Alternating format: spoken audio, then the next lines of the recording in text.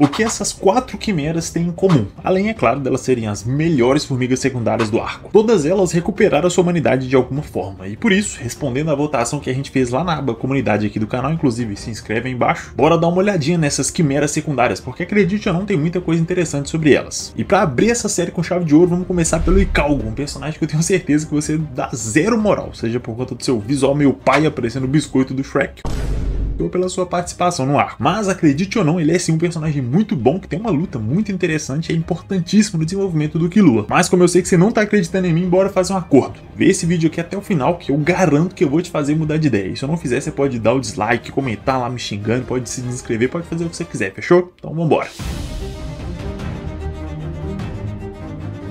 A introdução do personagem, na verdade, é bem simples. Ele atira no Killua de longe para cumprir as suas ordens como uma quimera, atraindo ele para um lago cheio de outras quimeras que já estavam esperando para devorar ele. O que quase dá certo se não fosse os reflexos absurdos do próprio Killua. E por isso o Ikalgo já tenta fugir, porque ele sabe que num X1 direto com o Killua ele não teria a mínima chance. E isso faz com que a gente de cara já ache que ele vai ser só um personagem alívio cômico, sem muita importância. Seja por conta da sua introdução, que não é assim tão dramática, ou por conta dessa cara de biscoito do Shrek que ele tem. Então, de certa forma, dá pra entender por que ninguém bota muita fé no personagem e acaba não dando atenção pra ele, mas calma que a gente tá só no início do vídeo, já que é no diálogo desses dois que as coisas começam a ficar interessantes de verdade. Aqui o Killua já percebeu logo no início que o Ikalgo não era uma ameaça de nenhuma forma, e por isso ele oferece um acordo. Você entrega os seus companheiros e eu te deixo vivo, simples assim. E nos 10 segundos que o Killua deu pra decidir, ele começa a pensar em como ele gostaria de ter nascido como uma lula e não como um polvo, dizendo que as lulas são seres graciosos e belos, enquanto os polvos são feios e repulsivos. E sim, de novo, eu sei que isso aqui passa uma sensação muito forte de palhaçada, de alívio cômico, como se fosse só uma besteira que o Togashi colocou na história para aliviar um pouco da tensão. O que,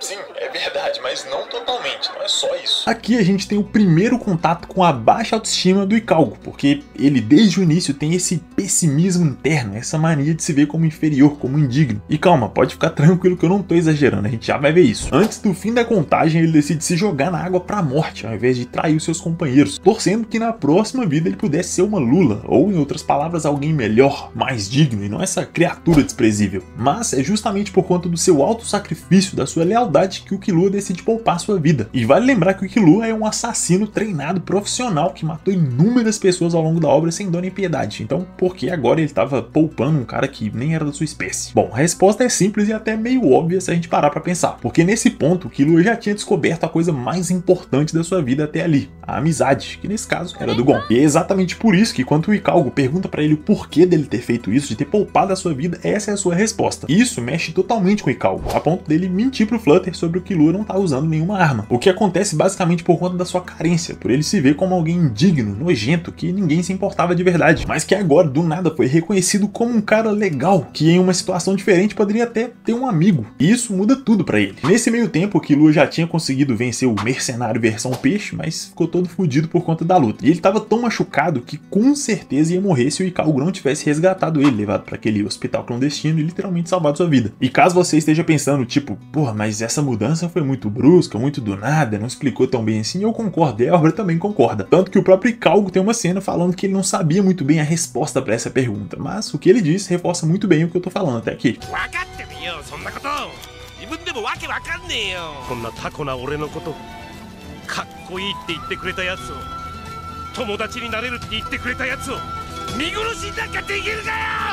E essa introdução, por mais simples e besta que pareça, reforça duas coisas. Primeiro, que o Ikalgo tem um código moral muito forte, o que é bem raro entre as quimeras. E segundo, que ele tem profundidade emocional. Ele não é só um boneco obedecendo ordens como os outros soldados fazem. Ele pensa, sente, hesita, tem medo e principalmente ele sabe muito bem quem ele é e quem ele gostaria de ser. O que de certa forma é muito parecido com o Melioron, como a gente já falou nesse vídeo aqui. Se você não viu, veja lá que eu gostei demais desse aqui, acho que você também vai gostar. O legal da relação desses dois é que, assim como o Killua salva o Ikalgo também salva o Killua, e não só literalmente aqui, já que eles conseguem mudar um ao outro por conta dessa amizade que tá nascendo. Porque assim, eu não sei se vocês já pararam pra pensar nisso com mais calma, mas na verdade o Killua nunca fez outros amigos além do Gon. Nem o Leório nem o Kurapika tinham se aproximado tanto assim dele, justamente porque ele não conseguia se abrir pra isso. Mas com o Ikalgo foi diferente. Aqui ele não só se abriu, como ele foi quem deu o primeiro passo nessa amizade, ou seja, evolução. E agora sim, tendo explicado toda essa base do personagem, a gente passa para aquela parte onde a gente puxa o saco do Togashi por ele ser muito foda criando poderes que combinam com a personalidade de cada um deles. Como a gente já tá cansado de saber, as habilidades nem explicam muito sobre a personalidade de cada um dos personagens, sobre quais são os seus desejos, seus traumas, suas inseguranças, seus medos, e no caso do Ikalgo isso fica muito claro. Para começar com a sua habilidade mais conhecida, pelo menos das que a gente vê na obra, a primeira é a Fleedom, que por si só já é um trocadilho muito interessante, já que a pronúncia Fleedom é basicamente freedom, liberdade em inglês, só que em japonês. Mas em contrapartida, Flea também significa pulga em inglês e dom de dominação, ou algo como dominação das pulgas, algo assim. O que faz muito sentido, já que as balas que ele atira nos seus inimigos são literalmente pulgas que ele fortifica com o Nen da fortificação para deixá-las muito mais destrutivas. O que é complementado pela sua segunda habilidade, a Living Dead Dolls. Olha o inglês cortando. Com ela, ele consegue literalmente assumir o controle de cadáveres, seja de pessoas, quimeras, animais, tanto faz. Com isso, ele consegue usar a sua aparência, sua voz, até suas habilidades de Nen, caso elas tenham. E aí vem aquele momento de interpretação que eu sei que vocês já estão esperando. Pro Ikalgo conseguir ser forte e útil numa luta, ele precisa estar no corpo de outra pessoa, assumindo outra identidade. O que combina muito bem com a ideia de pulga, que é um parasita que vive a partir do sangue, sugando a vitalidade de outro ser. E por isso essas duas habilidades se complementam tão bem, já que elas mostram o quanto o Ikalgo se sente incapaz de lutar por si só. Ele precisa estar dentro de outra pessoa, sem nenhuma maldade, para poder conseguir ser útil numa luta de verdade. É uma metáfora bem alegórica, inclusive, mas também extremamente humana. A ideia dele se sentir tão fraco e inferior a ponto de só conseguir ser útil enquanto ele habita o corpo de outra pessoa é literalmente uma forma de dependência emocional, e nesse caso física também, justamente porque ele não se vê como suficiente para nada, e por isso ele deseja tanto voltar como uma outra coisa, o que nesse caso é uma lula. Então esses dois poderes reforçam muito bem a ideia de que o Ikalgo simplesmente não se aceita como ele é. Ele quer ser outra pessoa, mesmo que por pouco tempo. É como se o tempo todo ele estivesse tentando trocar de corpo, como se fosse roupa, para tentar ser aceito naquele lugar. Tudo na tentativa de ser mais forte, mais legal, mais admirado, o que claramente não funciona. O que nos leva a uma das lutas mais interessantes do arco, que acontece justamente aqui. Depois de se unir à equipe de extermínio, o Ikalgo decide ajudar, invadindo o palácio em busca da Palm. Tudo isso usando o corpo do Flutter para poder se disfarçar. Então, de certa forma, era o cenário mais seguro para ele, já que ele podia assumir a forma de outra pessoa, se infiltrar era a melhor solução. O problema é que o Brovada, aquela lagosta azul, acaba descobrindo que ele é um farsante e resolve matar ele ali. E o Ikalgo só sobrevive a essa tentativa de execução por conta das suas características de polvo. E nisso começa uma luta contra o tempo para tentar matar o Brovada de uma forma segura, sem ele ter que enfrentar ele diretamente, já que o Brovada era muito mais forte. Para isso, o Ikalgo usa gás do sono para poder botar ele para dormir, o que acaba funcionando, mas no momento que ele deveria executar o Brovada para acabar com aquele risco de uma vez só, ele simplesmente não consegue. E isso mexe profundamente com o Ikalgo, já que até ali ele se via como alguém fraco fisicamente, que não tinha condições de lutar. Mas agora ele percebia que mesmo tendo todas as condições, o cenário mais perfeito possível para executar sua função, ele simplesmente não conseguia, porque era fraco demais. E nesse caso, não fisicamente, mas sim mentalmente. E é exatamente nesse contexto que a nossa luta principal vai começar, já que o Elfin chega ameaçando sua vida, já sabendo que ele era um traidor. Inclusive, o Elfin é um personagem que vocês pediram bastante nos comentários, ele nem estava na pesquisa lá no início, mas vocês comentaram tanto que sim, ele vai ser analisado, pode ficar tranquilo, principalmente porque revendo essa luta aqui para fazer o vídeo do Ikalgo, eu percebi que o Elfin é um personagem ainda melhor. Mas ok, uma coisa por vez. Já que aqui a gente vai acompanhar o clímax emocional e psicológico do Ikalgo. Assim como muitas lutas em Hunter x Hunter, essa aqui passa desapercebido por não ser tão chamativa, não ter personagens tão populares ou poderes muito absurdos. Mas se a gente for analisar o lado psicológico, ela é uma das melhores do arco inteiro. Aqui o Ikalgo já estava completamente fudido, extremamente exausto, emocionalmente abalado depois de não conseguir matar o Brovada. E para piorar, o Elfin já chega apontando os mísseis para ele, exigindo informações sobre os seus companheiros. Quantos eles eram, quais os seus poderes, quais os seus planos. Informações que se ele entregasse provavelmente ia resultar na morte de alguém. E assim, de uma forma até irônica, o Ikalgo acaba na mesma situação de quando ele conheceu o Killua, já que aqui ele precisava escolher entre a própria vida ou a vida dos seus companheiros. E mais uma vez, assim como lá na primeira, ele escolhe os seus companheiros. E isso acaba completamente com o plano do Elfin, porque a sua habilidade depende desse blefe funcionar, já que assim como o Ikalgo, ele também é outro cagão. Olha o cagão! Então essa luta é muito mais do que um teste de força física ou resistência física, é uma questão muito mais mental e psicológica, já que o Ikalgo deixa muito claro pro Elfin que ele não quer matar ele, mas se necessário ele vai fazer isso. E o Elfin, para tentar equilibrar a luta, infecta o Ikalgo, de forma que se ele não seguisse as suas ordens, ele ia sentir uma dor absurda e eventualmente morrer. Então na verdade, se a gente parar para pensar friamente, o que eles querem aqui não é derrotar o outro, vencer o outro, eles simplesmente querem sobreviver. Eles sabem que tá rolando um tumulto absurdo lá em cima e eles não querem se envolver tanto assim, por isso estão ficando lá embaixo. baixo e também sabem que não são tão fortes assim, então eles precisam usar a lábia, a estratégia, o famoso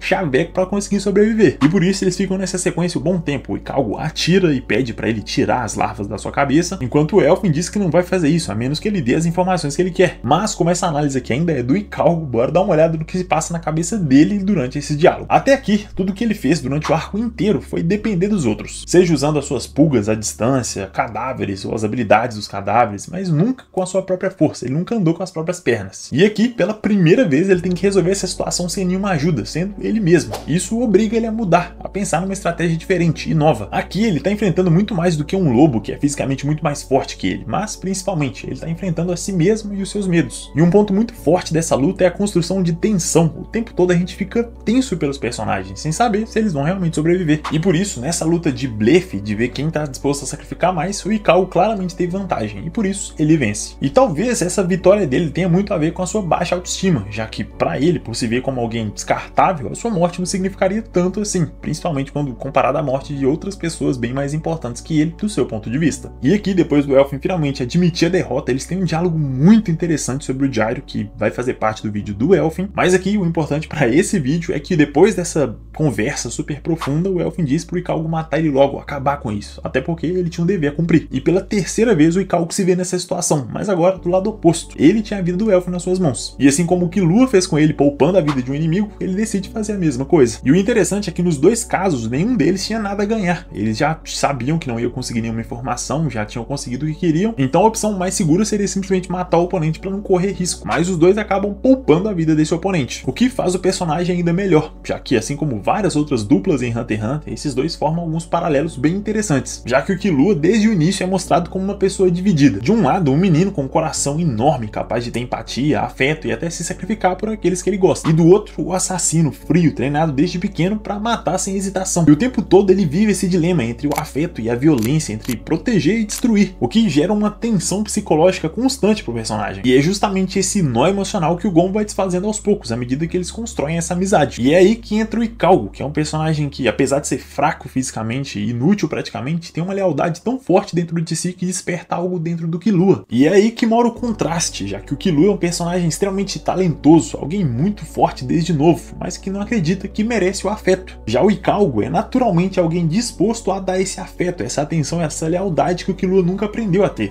Ele é alguém disposto a considerar o valor do outro, mas não nele mesmo. Ele não tem a força, mas tem o afeto. Então, de certa forma, um tem o que o outro quer, e é justamente por isso que os dois se aproximam tão facilmente. Quando o Killua olha pro Ikalgo, ele vê um cara legal, as características que ele gostaria de ter, e por isso é o que ele diz no momento em que eles se conhecem. Já o Ikalgo, quando olha pro Killua, vê um cara forte, talentoso, destemido, que faz tudo que precisa ser feito, alguém superior em todos os sentidos. Então, os dois olhando um pro outro, é tipo aquela ideia da grama do vizinho ser sempre mais verde. Um enxerga as qualidades do outro sem enxergar os defeitos, enquanto o outro faz a mesma coisa, sem perceber que na verdade eles se completam. Então, de certa forma, dá pra dizer que eles são dois lados de uma mesma moeda. Um é o coração e o outro é a lâmina. E por isso a amizade dos dois funciona tão bem. Que fica ainda melhor quando a gente para pra pensar que tudo isso foi um efeito dominó que começou lá com o Gon, já que o Gon ajudou o Killua ajudou o Ikalgo e agora o Ikalgo ajuda o Elfin, que por sua vez decide ir atrás do Gyro. E aí a gente não sabe o que vai acontecer, mas e se ele ajudar o Gyro? Ou seja, talvez o Ikalgo faça parte de algo muito maior do que a gente percebia no primeiro momento. E principalmente prova que ele não é só um povo com uma aparência ridícula. Agora fala a verdade, antes desse vídeo, você viu o personagem dessa forma? Não, né? Pois é, então deixa seu like aí, deixa um comentário, dá uma forcinha aí. Então, se você gostou do vídeo, não esquece de se inscrever no canal se você não for inscrito, deixa seu like, seu comentário, compartilha com um amigo que também não gosta do Ikalgo para ele mudar de opinião. E no mais, meu muito obrigado pela sua atenção e pelo seu tempo, um agradecimento especial aos membros do canal, às pessoas que me ajudam a continuar produzindo vídeos como esse aqui. E se você também gosta do canal e valoriza o trampo que a gente faz por aqui, considere também se tornar um membro. Com só 5 pila no mês, você já tem acesso aos vídeos exclusivos, seu nome aqui nos créditos finais e claro, você ajuda o canal a continuar vivo. Agora, se você quiser dar uma força ainda maior, faça como o Matheus S.A., o Desinformante, o Eric Tomasso, o Douglas Burato, o Vinícius e Otávio Reis e se torne um espadachim negro. Ou como a Naya Imani, o Leonardo Braga, Matheus Campos, Tina Turner e o Heitor Franco e se torne um Berserker. A todos vocês o meu muito obrigado. No mais, tamo junto, é nóis e te vejo no próximo vídeo. Valeu!